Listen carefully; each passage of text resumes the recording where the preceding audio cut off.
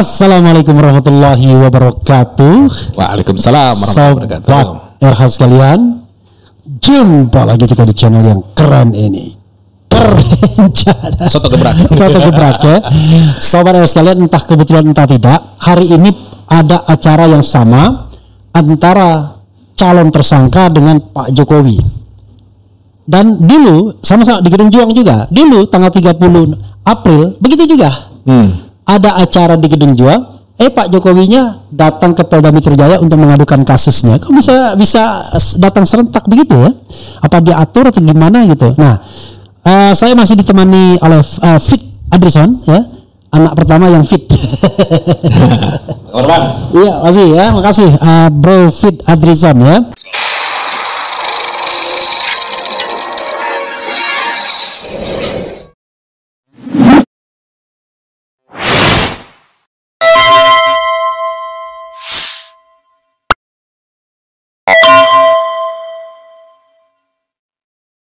Jadi saudara sekalian, hari ini Jokowi diperiksa di Polda Solo. Jadi tidak berlaku equality before the law ya. Rupanya ada apa yang namanya perlakuan khusus. Tapi saya mau bacakan dulu berita-berita yang bergentayangan hari ini yang menurut saya saling terkait antara TPUA dan deklarasi 12 calon tersangka itu dan apa yang dilakukan oleh Jokowi hari ini. Salah satunya adalah kuasa hukum Jokowi _2 ijazah akan ditunjukkan di persidangan. Sudah biasa ya. Ada operasi pancing jaring dalam kasus ijazah Jokowi. Apa maksudnya? Boleh juga nanti kita lihat. Abraham Samad siap melawan jika ditetapkan tersangka dalam kasus tudingan ijazah palsu. Memang agak kontroversial, tiba-tiba kok ada Abraham Samad. Bongkar taktik parcok di kasus ijazah palsu. Jokowi respon ungkap kasus Jessica Wongso. Mengapa? Oke, ini selalu dia bilang Jessica Wongso. Jokowi dapat layanan VVIP diperiksa polisi di Solo. Kubu Roy Suryo protes keras. Ini keadilan? Tanda tanya. Diperiksa 3 jam, Jokowi dicecar 45 pertanyaan soal KKN. Dian Sandi Utama dan dosen utama dan Tasmujo ya. Kemudian sama kurang lebih Jokowi diperiksa selama 3 jam, 45 pertanyaan. 2 ijazah UGM dan SMA disita penyidik. Oke, ini yang penting ini ya. Diperiksa 3 jam kasus ijazah palsu, Jokowi dicecar 45 pertanyaan. Pernyataan Jokowi usai diperiksa tadi sudah kita dengarkan. Ijazah Jokowi yang disita Polda Metro Jaya palsu atau asli? Ayah Gibran siap ikuti proses hukum. Luar biasa Ayah Gibran ya. Breaking news, Polda Metro Jaya sita ijazah sarjana Jokowi. Oke. Bro Fred, jadi Fit ya kan? Ya. Fit pakai Victory ya kan? Tadi kita lihat coba breaking news dari suara.com. Breaking news, Polda Metro Jaya sita ijazah sarjana Jokowi. Ini penting, kita baca dulu. Kenapa pentingnya nanti saya sampaikan. Suara.com, penyidik Ditreskrimum Polda Metro Jaya resmi menyita ijazah sarjana Jokowi dari Universitas Gadjah Mada UGM Yogyakarta. Ijazah itu disita saat penyidik memeriksa mantan Gubernur DKI Jakarta dalam kasus dugaan pencemaran nama baik di Mapolresta Solo Rabu. Penyitaan ijazah tersebut diungkapkan langsung Jokowi usai menjalani pemeriksaan. Ya, semua proses kita ikuti. Ijazah saya juga tadi sudah disita resmi oleh penyidik, kata Jokowi kepada awak media. Oke ya. Lebih lanjut, Jokowi menegaskan bahwa dirinya menghormati seluruh proses hukum yang sedang berjalan. Mudah-mudahan demikian. Dirinya berharap pemeriksaan yang dilaluinya bisa memperjelas persoalan dan mengakhiri berbagai spekulasi yang menyebar di publik. Kita kantongin juga. Ada juga 10 saksi lain yang turut diperiksa bersama saya hari ini. Kita tunggu dan hormati proses hukum ini sampai ke tahap persidangan, tandas dia. Pemeriksaan berlangsung selama sekitar 3 jam, dimulai pukul 10.30 WIB hingga menjelang pukul 14.00 WIB. Sebentar doang ini untuk puluhan pertanyaan ya. Dalam pemeriksaan itu penyidik dan Ditreskrimum Polda Metro Jaya mengajukan total 45 pertanyaan kepada Jokowi. Ada 45 pertanyaan, 35 pertanyaan merupakan pertanyaan lama yang diulaskan ulang. tinggal Sementara 10 pertanyaan lainnya baru. Semuanya sudah saya jawab dengan jujur sesuai yang saya tahu. Semua terjadi apa adanya, ujar Jokowi ya. Ingat ya, sen kanan belok kiri. Sementara kuasa hukum Jokowi Yakub Hasibuan menegaskan penyitaan ijazah asli Jokowi mulai SMA maupun ijazah S1 dilakukan secara resmi oleh penyidik sebagai bagian dari pembuktian. Oke. Ia menilai hal ini sebagai langkah penting untuk menjawab keraguan publik yang selama ini terus digaungkan oleh pihak-pihak yang meragukan keabsahan ijazah Jokowi. Langkah penyitaan ini adalah bentuk keseriusan dalam pembuktian hukum. Jadi nanti di pengadilan semua akan terbuka paparnya. Kalau selama ini masih ada yang bilang tunjukkan ijazah, sekarang sudah tidak bisa mengelak. Wah, luar biasa. Ijazah sudah disita resmi dan akan ditampilkan sebagai bukti di persidangan. Tinggal tunggu tanggal mainnya, tegas Yakub Hasibuan. Sebelum saya berkomentar ya mengenai hal ini, saya minta Bro Fit Adrison mengomentari berita ini dulu. Entah mau sebagai akademisi atau sebagai orang awam hukum, silakan. Yang paling penting apa kesan Anda terhadap berita yang baru saja saya bacakan soal penyitaan dokumen ijazah ini, silakan. Terima kasih Bang. Satu disclaimer dulu, Ya. saya bukan ahli hukum. Oke. Saya adalah akademisi. Ya. Jadi saya akan Bidang ekonomi. dan saya sejak 2014 itu mengelola prodi dari 2014 ya sampai sekarang itu ketua departemen. Nah, dulu ketika beberapa tahun yang lalu ijazah palsu ini kasusnya ini menguat, ya, saya jujur nggak begitu mengikuti, ya, karena dengan prasangka baik harusnya sudah diverifikasi dan yang namanya ijazah palsu jika memang ada, apalagi untuk pejabat publik itu sangat-sangat riskan, ya. Nah, cuman berangkat semakin kesini semakin banyak yang kejanggalan. Nah, saya sebetulnya menganggap bahwa terkait dengan kasus yang dituduhkan palsu ini, ijazah palsu ini, sebetulnya tidak sulit untuk membuktikan. Kenapa? Setahu saya sampai tahun 85 itu ada kewajiban bagi mahasiswa untuk membuat skripsi. Ya. Nah, setelah skripsi itu diujikan dan lulus, maka sebelum wisuda mahasiswa itu harus menyerahkan revisi dan memberikannya kepada perpus. Ya. Nah, jadi kalau saya berpikir hematnya itu bukan ijazahnya yang dilihat, tapi cukup dari skripsinya. Ya.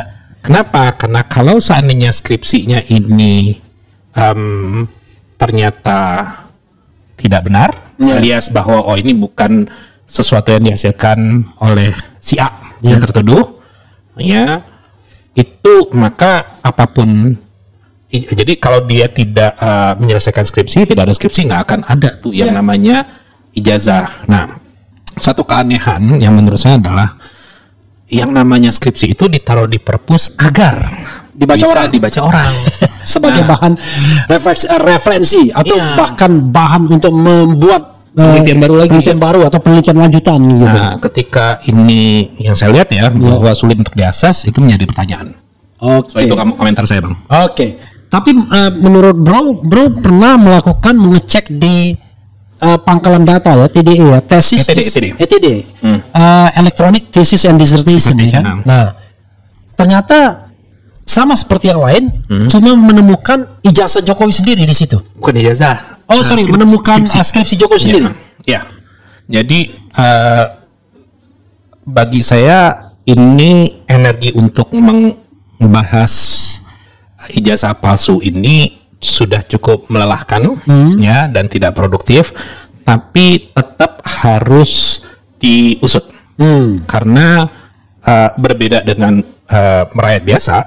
Implikasi dari jika memang ijazah palsu bagi seorang pejabat publik itu luar biasa. Jadi saya berusaha untuk mengecek sekitar 5 atau 6 orang yang mengklaim itu adalah temannya Pak Jokowi waktu di UGM. Saya cari namanya di ETD-nya UGM. Nggak ada. Nah, terus kemudian siapa aja namanya? Fronojiwo kalau nggak salah. Saya harus cek lagi ya. Seingat saya ada Fronojiwo, terus kemudian ada beberapa lah gitu ya. Nanti saya sebutkan. Ya. Tapi sebentar biar enak nih ya. Biar kelihatan ya untuk anak Fronojiwo, Robertus Sugito, Mustoha Iskandar, Saminuddin Betou.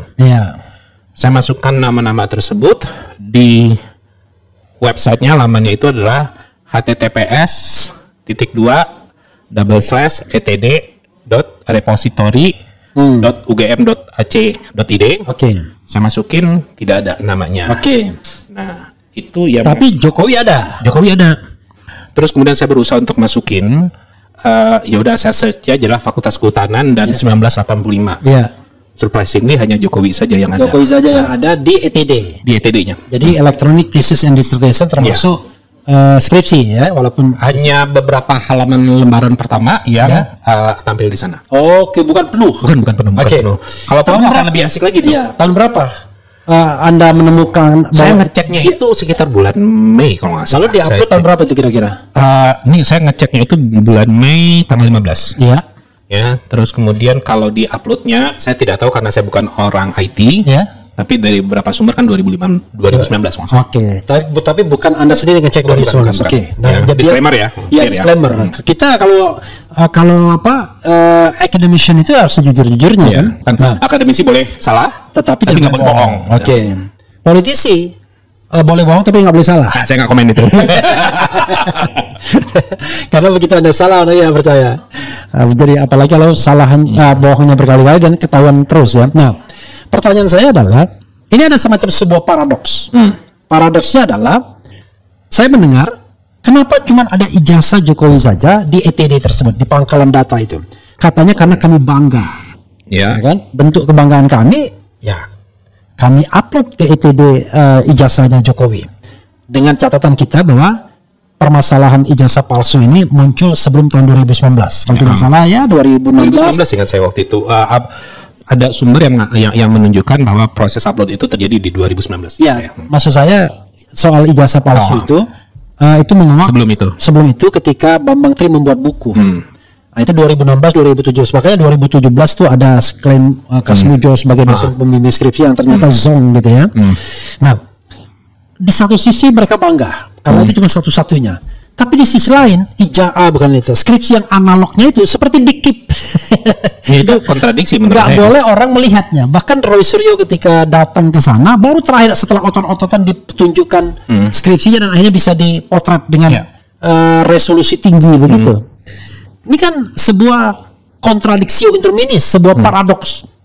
Di satu sisi bangga karena itu mau dipamerkan, diewer-ewerkan. Dan jangan lupa tidak semua orang bisa melihatnya. Ini analognya, begitu mau dilihat orang nggak boleh. Itu aneh bagi saya. Ada yang kemudian dianggap ini private, ya kan? Mana ada skripsi private? Gimana pendapat Anda? Jujur, ketika ada informasi dari UGM bahwa mereka mengupload itu karena kebanggaan, untuk sementara kita terima dulu. Oke. Terus kemudian di-upload secara bertahap. Anehnya sampai 15 Mei, itu saya hanya menemukan satu nama. Jokowi saja. Yaitu Joko Widodo. Nah, untuk yang 85 di Fakultas Kehutanan, pertanyaannya adalah apakah butuh waktu 5 tahun lebih atau 6 tahun untuk mengupload data-data tersebut, karena yang diupload itu kan sebetulnya hanya lembar pengesahan, terus ada beberapa lembar awal gitu kan, terus informasi siapa pembimbingnya dan seterusnya dan judulnya. Itu menurut saya sih logikanya nggak butuh waktu yang lama. Jadi let's say kalau kita bangga kan 2014 Jokowi jadi presiden itu, baru diupload 2019. Ketika sudah ribut-ribut begitu ya. Iya, nah kontradiksi yang Bang Refli sampaikan tadi juga memang cukup valid, karena kalau ada satu institusi begitu bangga dengan lulusannya, maka tentunya skripsi dari yang bersangkutan itu di-ewer-ewer juga bisa diakses oleh publik. Paling tidak, ini contoh seseorang yang bisa jadi becomes the president of Republic of Indonesia, kan? Ya kan, luar biasa. Dan selain itu juga ingat bahwa yang namanya skripsi, tesis atau disertasi itu ditaruh di perpus agar bisa dibaca oleh orang lain untuk mungkin sebagai reference atau untuk melihat area of improvement yang bisa dilakukan untuk melakukan penelitian yang lebih baru gitu. Oke, Bro, coba saya garis bawahi nanti Bro bisa tambahkan. Siap. Dari kalimat terakhir, kalau selama ini masih ada yang bilang tunjukkan ijazahnya, sekarang sudah tidak bisa mengelak. Ijazah sudah disita resmi dan akan ditampilkan sebagai bukti di persidangan. tinggal tunggu tanggal mainnya. Ini nggak jelas sih. Alangkah kejamnya Jokowi kalau begitu. Untuk menunjukkan ijazah pun harus ada yang jadi tersangka dulu, kan begitu? Kan intinya dia akan mengatakan tunggu di persidangan. Dan jangan lupa, persidangan yang ditunggu itu adalah persidangan di Polda Metro Jaya. Polda Metro Jaya itu potensial tersangkanya itu adalah Roy Suryo dan kawan-kawan. Sementara di Bareskrim sudah selesai ini barang. Tidak bisa menersangkakan Jokowi lagi karena sudah dianggap selesai. Jadi kalau kesimpulannya alangkah kejamnya ya Jokowi, kan begitu. Hanya untuk menunjukkan ijazahnya saja harus ada yang ditersangkakan terlebih dulu. Kenapa enggak dia press conference sebelum dia serahkan ke Polda Metro Jaya? Kalau sekarang menurut saya malah kita harus balik. Wah, ini taktik lagi dia main. Nanti dia akan bilang tunjukkan ijazahnya. Saya sudah serahkan kepada polisi. Begitu polisi, Pak Pol, ya kan? Tunjukkan ijazahnya, Pak. Tunjukkan ijazah. Oh, nggak boleh. Ini barang bukti. Nggak boleh diewer-ewer lah. Lalu digelar perkara khusus kagak ada. Allahu Akbar ya. Silakan. Ya, kalau makanya saya bilang tadi sebetulnya yang paling gampang itulah dari skripsinya saja. Ya. Itu udah benar-benar paling gampang. Ya, tapi begini, Bro. Ya. Ini kita bicara tentang delik pidana. Nah, itu yang saya bukan area saya gitu kan. Makanya saya menjawabnya dari si akademisi. Yang paling gampang cukup dari skripsi saja. Karena kalau delik pidana itu kita tidak bisa bicara analogi begitu aja. Jadi dalam pidana itu dihindari analogi. Kalau ijazahnya asli, kan gitu. Kalau skripsinya asli, ijazahnya mesti asli. Itu kan analogi. Belum tentu. Enggak, maksudnya itu analogi. Oh, analoginya. Iya kan? Tapi belum tentu. Iya. Dalam pidana kalau misalnya skripsinya asli, ijazahnya asli belum tentu. Makanya kalau dalam pidana ya langsung objeknya apa? Yang diperkirakan sebagai fake dokumen itu kan ijazah. Nah, ijazahnya itu yang harus betul-betul dipastikan. Nah, untuk memastikan ijazah itu fake dokumen atau tidak, ya analognya harus dihadirkan. Betul. Nah, ini contohnya ya. Ya. Kalau itu jelas. Ini jelas apa nggak nih, Bang? Jelas. Ini dari Georgia State ya. Nah, kalau ditanya, mana ijazahmu? Nah, ini ijazahku, ya kan? Saya nanti tunjukkan juga ijazah saya. Saya punya 4 ijazah. Satu S1 dari UGM, S2 dari UI, S2 lagi dari Notre Dame University, jadi 2 double master, dan S3 dari UNAN, Universitas Andalas Padang. Kampung saya. Kampung Brofit. Pertanyaannya nanti ada, kok namanya beda? Nah, benar. Karena nama saya itu awalnya cuma satu kata. Harun itu nama bapak saya, dan saya udah ubah melalui penetapan pengadilan negeri Jakarta Barat. Jadi dokumennya itu nyambung ya, bisa diverifikasi. Bisa diverifikasi. 2011 saya ganti nama, tambah Harun di belakang. Sebelumnya cuma satu nama. Itu biasa untuk orang Sumatera biasa itu. Ya, dan itu tidak baik kalau kita keluar negeri. Keluar negeri susah. Nama depan kita jadi FNU, first name unknown. Oke. Itu pun sebenarnya tidak persis Refli nama depannya. Saya tidak bisa disclosure karena agak malu. Agak malu ya. Kenapa agak malu? Itulah yang menyebabkan saya ganti nama. Jadi jelas reasonnya jelas itu. Sebenarnya ya kalau populer itu nggak ada masalah. Cuma sejak saya selesai kuliah, saya menggunakan nama Refli Harun. Refli itu nama panggilan. Baru tahu ya. Iya kan? Harun itu nama orang tua. Nama orang tua ya. Jadi itulah yang saya gunakan, dan itu akhirnya resmi 2011 saya ganti nama persis ya. Ada beberapa orang sih yang tahu nama saya aslinya ya. Yang saya malu mengucapkannya bukan karena kriminal. karena itulah. Karena kurang maskulin. Oke. Nah, jadi kejam sekali dia mau menunjukkan, tapi di persidangan. Artinya di persidangan itu harus ada tersangkanya dulu. Kan kalau nggak ada tersangka kan tidak akan ada persidangan. Tidak hanya tersangka, tapi terdakwa. Bayangkan, kejam sekali ya kalau saya lihat ya. Oke. Ada lagi bilang begini, langkah penyitaan ini adalah bentuk keseriusan dalam pembuktian hukum. Jadi nanti di pengadilan semua akan terbuka paparnya. Pertanyaannya adalah, meningkatkan perkara ini dari penyelidikan ke penyidikan pakai apa? Itu benar-benar saya nggak tahu. Kalau dalam hukum itu kan ada primary evidence kan, bukti utamanya apa? Kan harusnya bukti utama kan dokumen analog dokumen tersebut. Sementara Polda Metro selama ini mengatakan mereka tidak punya, yang mereka punya adalah fotokopi. How come Anda bisa mengatakan orang lain menyebarkan berita bohong berdasarkan fotokopi aja? Kan gegabah sekali. Dari sisi prosedur hukum itu aneh. Harusnya ini dimulai lagi dari nol tuh. Ya kan? Untuk kemudian proses penyelidikan dan penyidikannya. Penyelidikan dulu. Kalau ini kan kelihatannya udah di ujung-ujung, besok atau lusa Roy Suryo dari kawan-kawan akan bakal jadi tersangka. Oke. Kemudian ia menilai hal ini sebagai langkah penting untuk menjawab keraguan publik yang selama ini terus digaungkan oleh pihak-pihak yang meragukan keabsahan ijazah Jokowi. Ini masih kata mereka. Justru sampai sekarang belum terjawab keraguan tersebut. Kan kalau diserahkan kepada penegak hukum ya sama seperti Bareskrim kemarin. Sama, dan akhirnya sama Bareskrim nggak ditampilkan juga. Pertanyaannya adalah, bro, ayo kita kita taruhan. Berani nggak Polda Metro Jaya menampilkan ijazah itu? This is a challenge. Berani nggak? Jadi dia tampilkan bahwa nanti dia umumkan tersangkanya si A, si B, si C, si D dan lain sebagainya. Lalu dia tampilkan jeber, ya kan? Ini ijazah aslinya. Selama ini berita bohong semua, kan begitu? Jeger gitu. Berani nggak? Saya meragukan itu. Kalau berani jempol Polda Metro. Tambahin. Tapi kalau tidak berani, please jangan mengkriminalkan orang.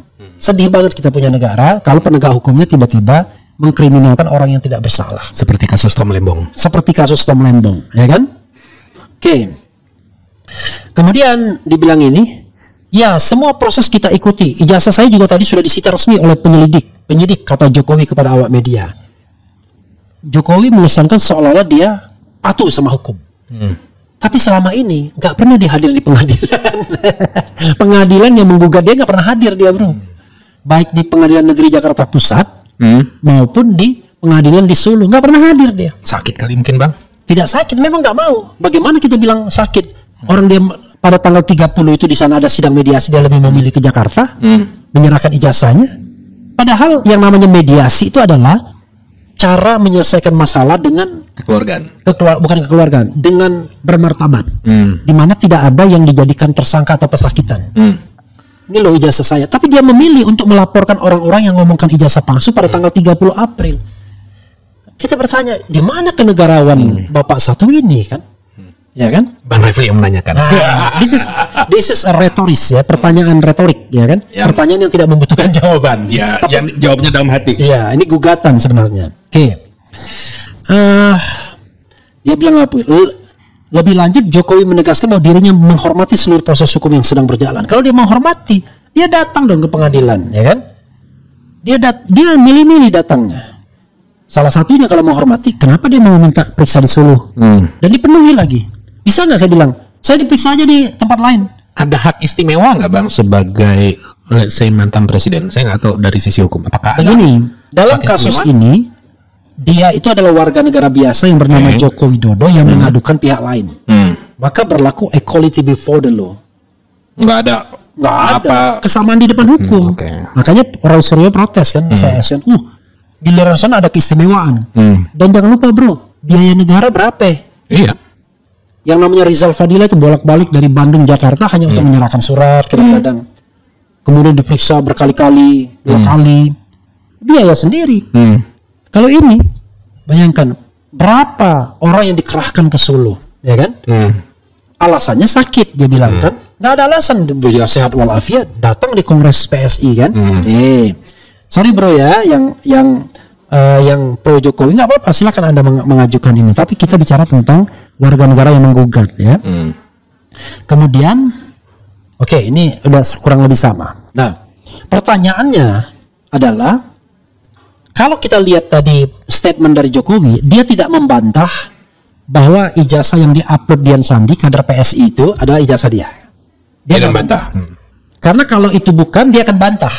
Karena kalau dia membiarkan itu berarti dia membiarkan kebohongan dong. Dia kan nggak membantah.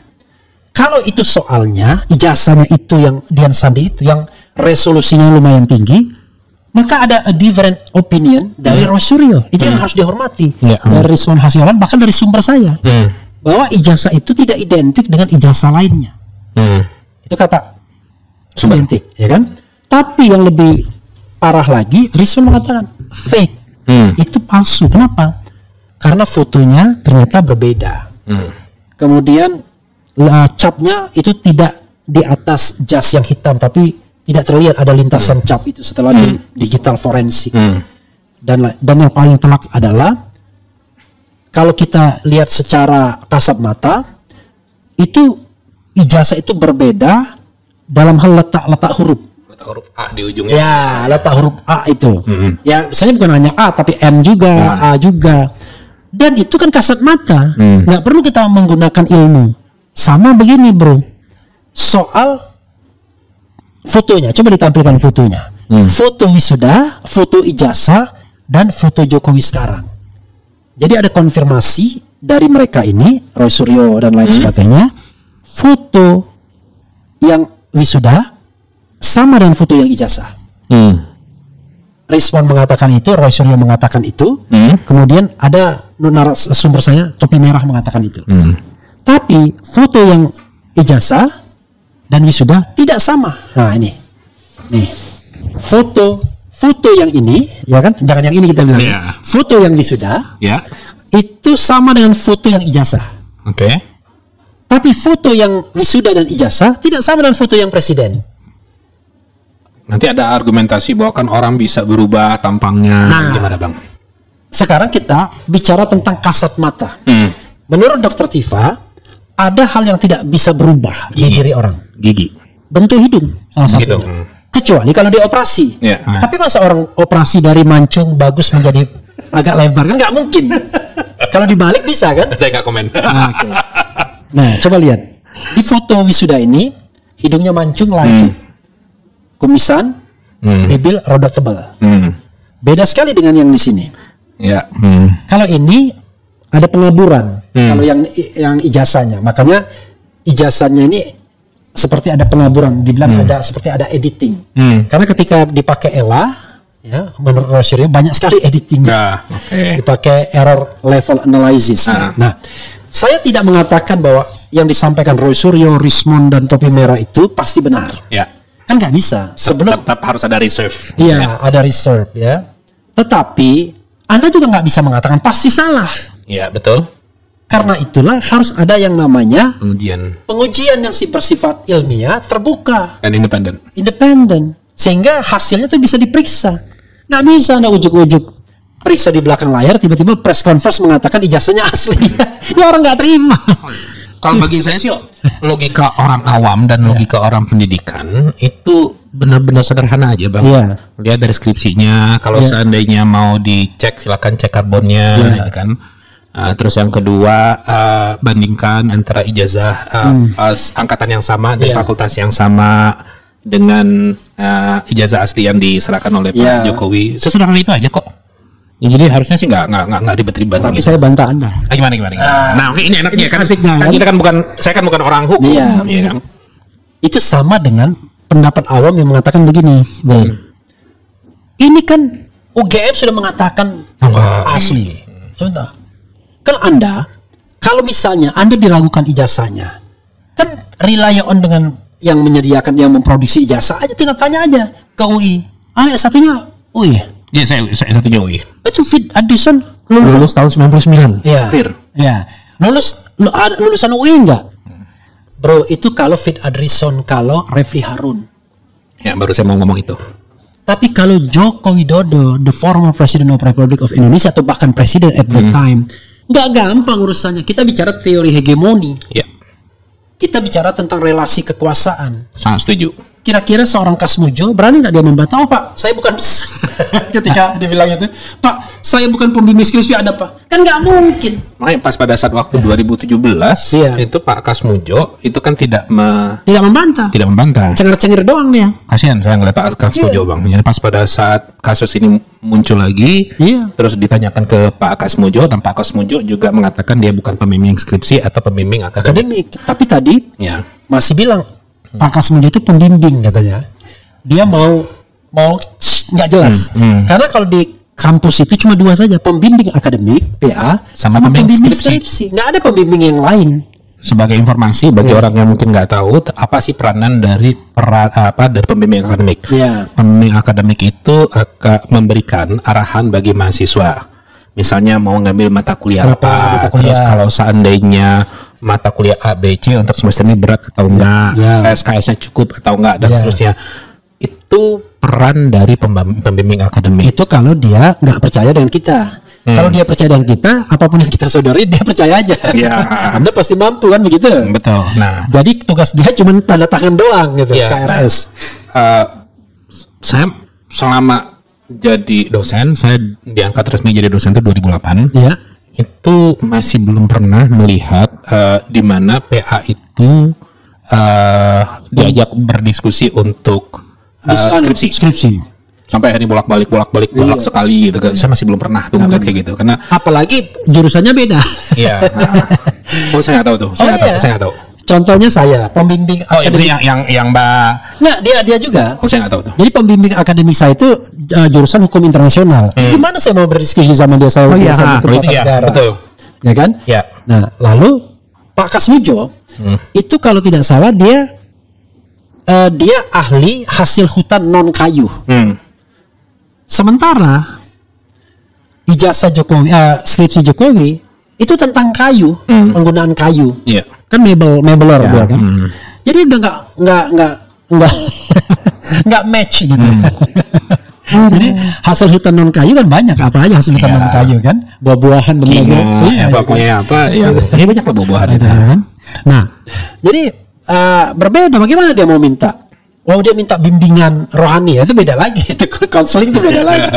Ada memang di SMA itu konseling. Nah, di fakultas pun disediakan. Ya ada konseling, tapi kan itu beda lagi. Itu untuk menghadapi mahasiswa stres biasanya. Oke, menarik ini ya. Jadi pastikan ya kalau memang ijazahnya ini disita, ijazahnya asli. Maksudnya asli itu adalah apa yang sudah terpublikasi selama ini, yaitu yang diupload Dian Sandi. Kalau ada versi lain, misalnya ya, maka berarti Bareskrim Mabes Polri melalui Dirtipidum, Direktur Tindak Pidana Umum, yaitu Brigjen Juhandani itu menyebarkan berita bohong. Karena yang dia tampilkan di tanggal 22 Mei itu ya sama seperti yang di Dian Sandi. Nanti ada orang bilang, kan beda. Ini warna itu fotokopi. Iyalah, tapi kan dari kita lihat A dan B posisinya itu kan, walaupun hitam putih versus berwarna, tetap aja misalnya overlapping huruf dan lain sebagainya itu kan tidak berbeda. Nah, karena itu ya jangan coba-coba membohongi publik. Tapi kalau memang benar ijazah Jokowi itu asli sekali lagi, memang ya dihukum orang-orang yang enggak, saya tidak bilang kayak gitu ya. Enggak. Kita harus minta maaf. Itu tahap yang paling dasar. Perkara kemudian dia mau melanjutkan kasusnya, silakan. Ya, betul. Tapi jangan lupa pasal 310 dan pasal 311 KUHP itu mengatakan kalau demi kepentingan umum orang nggak bisa dipidanakan dengan pencemaran nama baik. Karena Roy Suryo melakukan itu demi kepentingan umum. Mungkin itu bisa diargu, Bang. Kenapa? Diargunya adalah kalau Roy Suryo kan mengatakan bahwa ini adalah mantan pejabat. Ya. Mantan, terus kemudian yang Roy Suryo pun mengatakan bahwa Pak Jokowi juga masih jadi sebagai Dewan Pengawas Dewan Antara. Oke. Nah, dalam konteks itu Roy Suryo bisa mengatakan bahwa ini adalah kepentingan umum, kan? Tapi dari pihak yang lain mengatakan sekarang dia udah rakyat biasa, gitu kan? Nah, itu bisa jadi perdebatan. That's good. Tetapi jangan lupa, yang dipermasalahkan tuh bukan Jokowinya. Ya, persyaratan. Tapi ijazah Jokowi yang digunakan untuk jabatan publik. Kalau itu saya setuju. Cuman jadi whenever itu masih bisa dipersoalkan. Saya setuju dalam konteks itu, tapi yang namanya hukum kan bisa hukum jelas, tapi interpretasi orang bisa dibelok-belokkan. Jadi sekali lagi sobat era sekalian, pasal 18 ayat 2 itu jelas. Undang-Undang Keterbukaan Informasi Publik, Undang-Undang 14 tahun 2008. Itu tidak menyakup ijazah. Iya. Mengeksklud ijazah atau enggak? Jadi dia itu exclude dari exclude. Jadi semua informasi itu umum. Semua badan publik, ya kan, wajib disclosure lah terhadap informasi publik.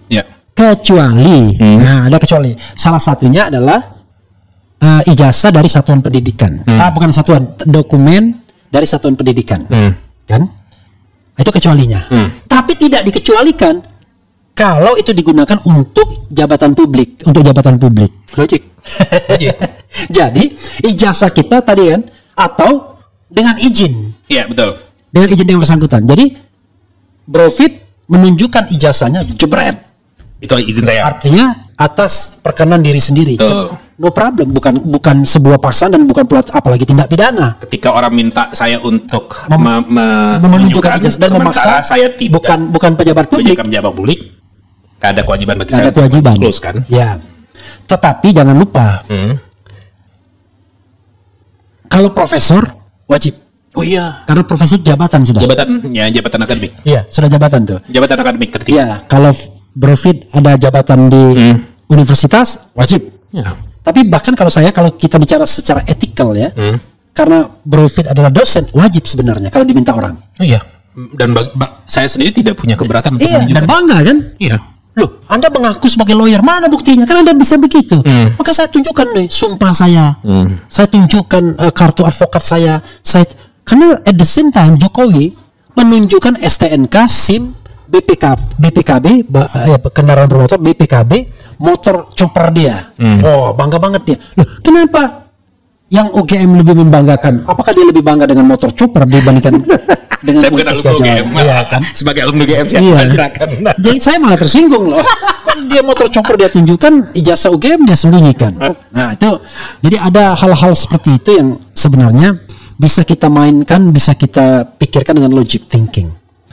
Jadi ketika saya ketika saya mendengarkan kata seorang profesor UGM yang saya hormati, karena dia pernah memberikan mentor untuk aktivis BEM dan Senat Mahasiswa, Profesor Kuncoro, dia mengatakan bohong itu Roy Suryo dan lain sebagainya. Saya meluruskan begini, tidak perlu menjadi seorang ahli digital forensik untuk mengetahui apakah ijazahnya asli atau palsu. Kalau kita menggunakan dua hal saja, saya bilang face comparison sama image comparison. Image comparison tadi kita membandingkan ijazah terhadap overlapping huruf, kan bisa dilihat dengan mata kepala sendiri kan. Ini berbeda dengan ini. Kedua, face comparison. Kita kan kalau recognition kan kita nggak ngerti, tapi kita lihat kiri kanan tuh rasanya beda ya. Paling tidak kan telak tadi perbedaannya, bentuk hidung itu.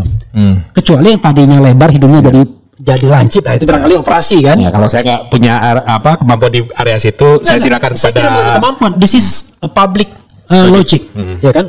Public logic. Masa Anda nggak dalam sehari-hari nggak pernah membedakan foto orang? Tapi jujur Bang, ya ini kita belak-belakan aja. Dulu saya tetap saya beranggapan orang kan susah untuk memastikan bahwa ini wajahnya bakalan 100% gitu kan, atau bisa diprediksi tampangnya seperti apa dalam 10, 15, 20 tahun berikutnya gitu kan. Jadi waktu itu saya masih nganggap nggak mungkin lah gitu, karena risiko menggunakan jasa palsu itu luar biasa gitu, apalagi khusus untuk jabatan publik ya gitu. Nah, pertanyaannya adalah kenapa kemudian orang tidak takut? Karena banyak pejabat. Tapi saya tidak bisa menunjukkan angkanya, tapi logic thinking, ya kan? Begini logic thinkingnya adalah orang kita ini masih demanding gelar. Ya betul. Wow, gelar itu seperti segala-galanya. Aneh. Karena itu lucu. Tiba-tiba kapan dia ngajarnya? Tiba-tiba profesor. Oh, kalau masalah profesor itu banyak yang bikin ketawa gitu Bang. Banyak. Profesor. 1,5 tahun disertasi doktor tiba-tiba. Kapan dia kuliahnya? Kapan dia bimbingannya? Lalu yang buat itu siapa? Dan itu kan mostly pejabat-pejabat biasanya. Pertanyaannya adalah soal ijazah asli dan palsu itu kalau saya seperti makanan. Makanan itu ada dua. Haram karena zatnya, atau haram dari sisi perolehannya. Ijazah begitu juga, haram dari sisi zatnya, atau haram dari sisi perolehannya. Ada ijazah asli diberikan oleh kampus tertentu, tanda tangannya benar, rektornya benar, tapi prosesnya nggak benar. Dia nggak pernah kuliah, nggak pernah bikin tesis, bikin skripsi. Analoginya bagus. Iya. Ada universitas, saya nggak nyebutkan. Banyak sekali dia menelurkan memberikan ijazah, mencatat alumni sekian. Tapi kalau dicek skripsinya, hampir zong. Dia ngasih kan yang penting bayar. Sama dengan orang bisa dapat profesor sekarang kalau kita bayar universitas kan. Ada juga konon pembela-pembela sana yang tiba-tiba universitas, profesor, ya kan? Padahal di bidang itu sejak dia tamat baru 9 tahun. Ini justru kalau untuk profesor itu menjadi pertanyaan bagi saya, Bang. Iya. Ya ini kenapa aturan itu jelas. Iya. Bahwa untuk profesor tersebut itu ada hukum yang harus dipenuhi dan ada beberapa syarat khusus. Iya. Salah satu syarat khusus itu adalah punya publikasi di jurnal internasional berreputasi. Oke. Ya. Nah, syarat berikutnya ya jam mengajarnya cukup. Jam mengajar, terus nanti ada juga komposisi antara pengajaran, penelitian sama pengabdian masyarakat. Ya, pokoknya tridharma perguruan tinggi. Nah, dari beberapa nama yang cukup tenar, beberapa kali saya cek itu sangat-sangat. Ya hampir kagak pernah ngajar. Iya. Tiba-tiba dia tercatat dan lucunya pengalamannya di bidang itu kadang-kadang kurang dari 10 tahun. Mulai dari tamat S1 sampai dia dapat gelar profesor. Yang anehnya karena gelar profesor itu kan diurusnya nanti dari lektor kepala ke guru besar itu dikti yang mengeluarkan. Jadi ada pertanyaannya kok bisa gitu. Makanya Anda bisa bayangkan misalnya ada let's say misalnya jenderal yang baru saja tamat, begitu saya ketemu profesor sudah ternyata baru aja selesai. Tapi kan itu yang tidak lebih gawat lagi. Yang lebih gawat lagi adalah ketika masih menjabat profesor dia. Kapan dia ngajar? Kapan penelitian dan berapa kumnya itu? Untuk naik untuk pengajuan pertama asisten ahli itu jadi first author. Naik ke lektor ada harus first author juga, lektor kepala sama juga. Kok tiba-tiba setahun 2 tahun jadi pejabat profesor dia ya sudahlah itu kan itu untuk mengatakan bahwa betapa longgarnya persyaratan akademik di kita itu gila itu. Makanya sebetulnya bukan longgar, Bang, lebih ke arah mungkin bukan longgar persyaratan, betapa longgarnya, betapa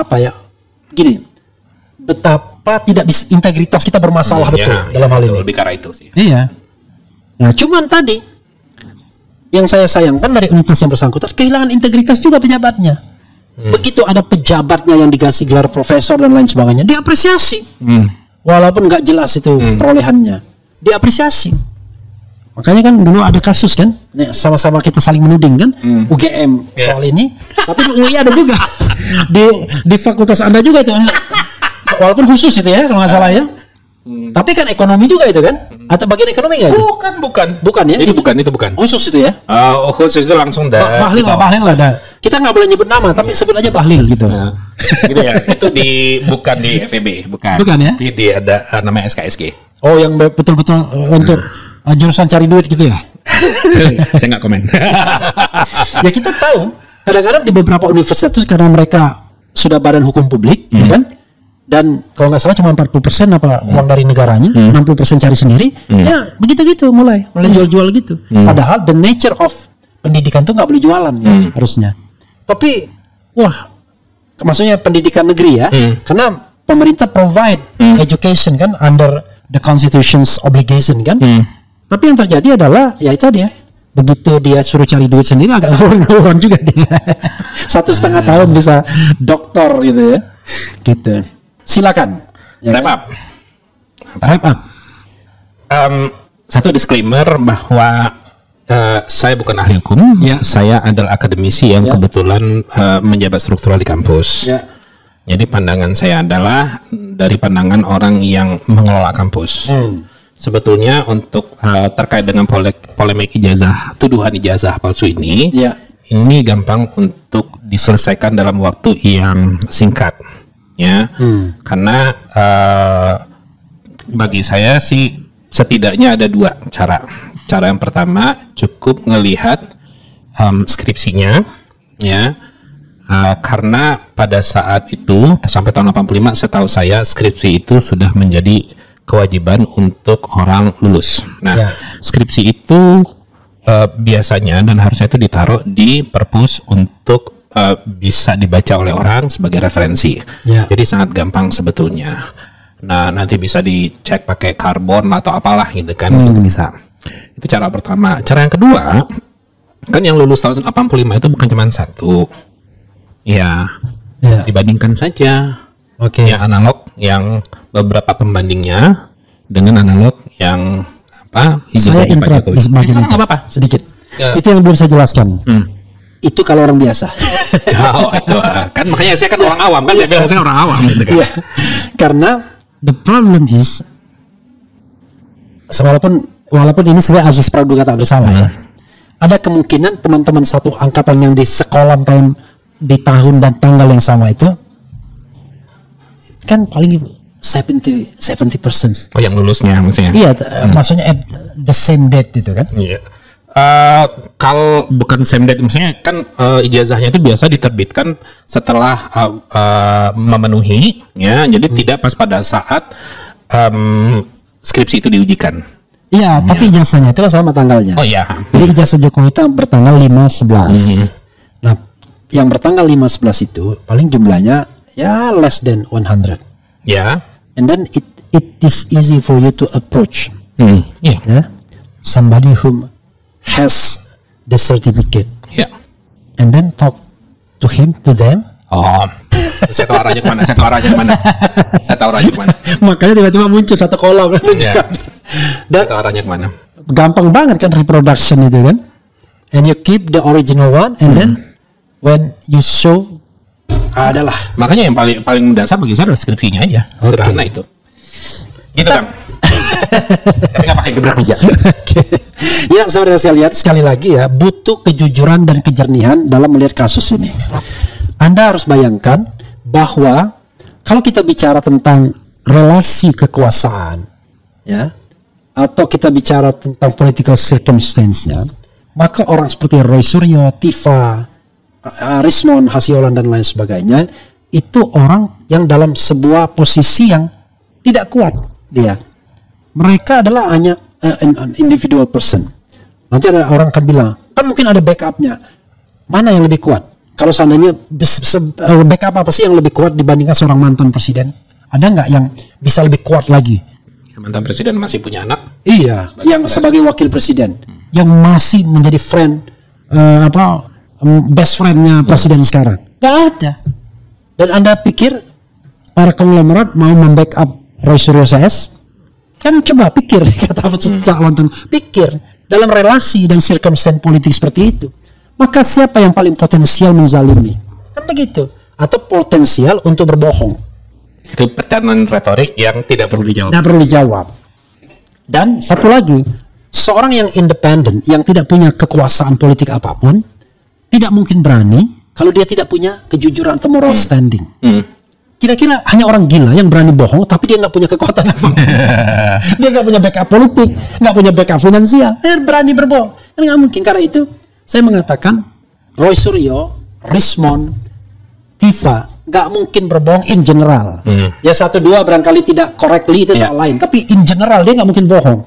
Karena itulah moral standing dia. Salah bisa aja sebagai seorang akademis, tapi kan sama-sama buktikan dong. Ya, betul. Jangan kemudian di-deny dengan mudah, tapi tidak ada pembandingnya yang adequate. Itu salah itu. Nggak bisa kalau digital forensik begitu. Bro, Anda mengatakan salah itu, silakan Anda membuat sebuah penelitian yang mengatakan ijazah ini asli. Nggak ada juga. So far, tidak ada penelitian dari seorang ahli pun yang mengatakan ini ijazahnya asli. So far, yang sependek yang saya tahu. Kan pernyataan asli itu kan cuma dari institusi. UGM dan Bareskrim. Sama plus pendukung-pendukungnya. Yang juga dia tidak melakukan penelitian apapun.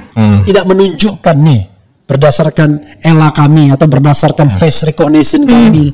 Nggak ada. Oke. Jadi kita hanya memberikan penyaranan kepada publik. Kalau akhirnya jadi begini begono, ya sudah, kita serahkan kepada Allah Subhanahu wa taala, ya kan? Begitu saja. Makasih Bro Fit. Wassalamualaikum warahmatullahi wabarakatuh.